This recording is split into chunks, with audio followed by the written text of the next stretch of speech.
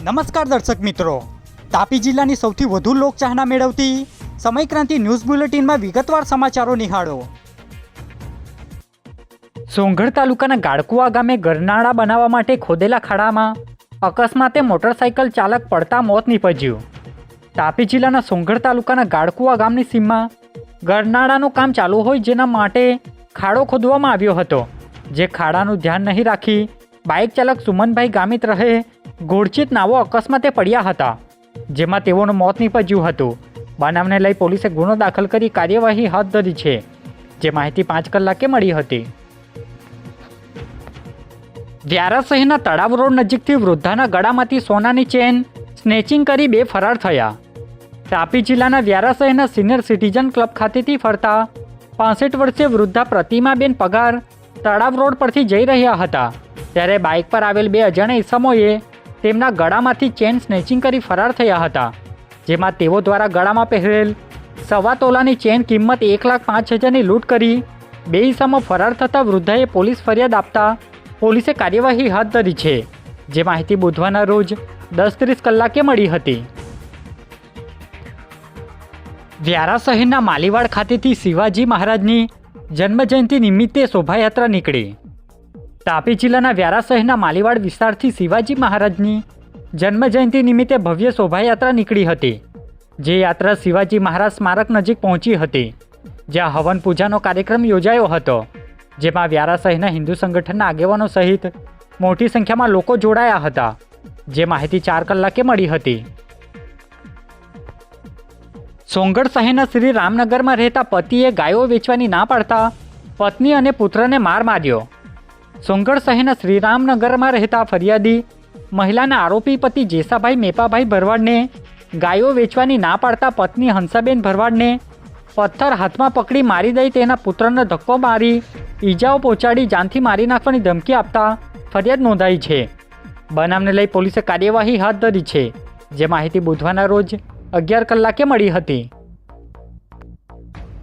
તાપી સેવા સદનના હોલમાં શિક્ષણ મંત્રીની ઓનલાઈન હાજરીમાં બોર્ડની પરીક્ષા બાબતે વીસી યોજાઈ। તાપી જિલ્લામાં યોજાનાર બોર્ડની પરીક્ષાને લઈ શિક્ષણ મંત્રીની ઓનલાઈન હાજરીમાં બેઠક યોજાઈ હતી, જેમાં જિલ્લા કલેક્ટર તેમજ શિક્ષણ વિભાગના અધિકારીઓ જોડાયા હતા, જેમાં વિવિધ મુદ્દે તેઓને માર્ગદર્શન આપવામાં આવ્યું હતું, જેમાં બોર્ડની પરીક્ષા અંગે ચર્ચા કરવામાં આવી હતી, જે માહિતી 3 કલાકે મળી હતી। વ્યારા શહેરના કનપુરા ખાતે રહેતી મહિલાને દહેજ માંગી શારીરિક માનસિક ત્રાસ અપાતા સસરીય વિરુદ્ધ ફરિયાદ નોંધાઈ।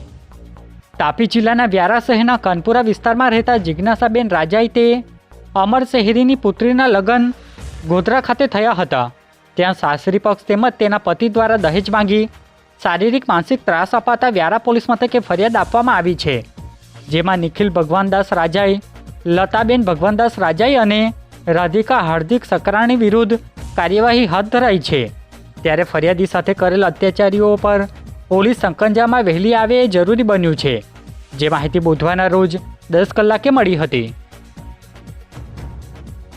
ડોલવણ તાલુકાના પીપલવાડા ગામના ઈસમ સાથે વોટ્સઅપ કોલ કરી આઈફોનનું પાર્સલ આવ્યું હોવાનું કહી 47,000 પડાવ્યા। તાપી જિલ્લાના ડોલવણ તાલુકાના પીપલવાડા ગામના ફરિયાદી રણછોડભાઈ કોકણી સાથે ઠગાઈ થતાં ફરિયાદ અપાઈ છે, જેમાં તેઓ સાથે વોટ્સઅપ કોલ કરી આઈફોનનું પાર્સલ આવ્યું હોવાનું જણાવી અલગ અલગ પ્રકારે કુલ 47,000 રૂપિયા પડાવી લઈ ઠગાઈ કરી છેતરપિંડી કરાતા ફરિયાદ નોંધાઈ છે, જેમાં અજાણ્યા ઈસમ વિરુદ્ધ ફરિયાદ આપતા પોલીસે કાર્યવાહી હાથ ધરી છે, જે માહિતી બુધવારના રોજ 11 કલાકે મળી હતી। તાપી જિલ્લા આદિવાસી સમાજ દ્વારા જિલ્લા કલેક્ટરને આવેદનપત્ર આપવામાં આવ્યું।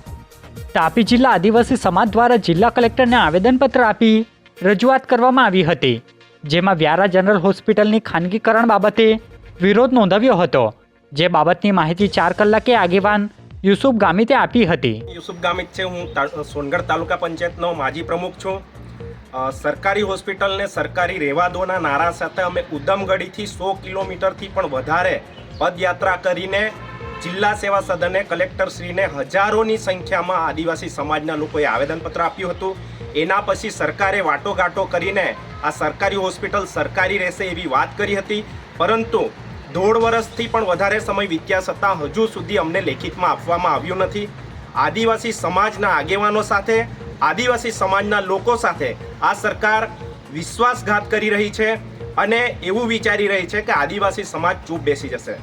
અમે ફરીથી પણ આવી જ પદયાત્રાઓ ચાલુ કરવા જઈ રહ્યા છે, ધારણાઓ કરવા જઈ રહ્યા છે.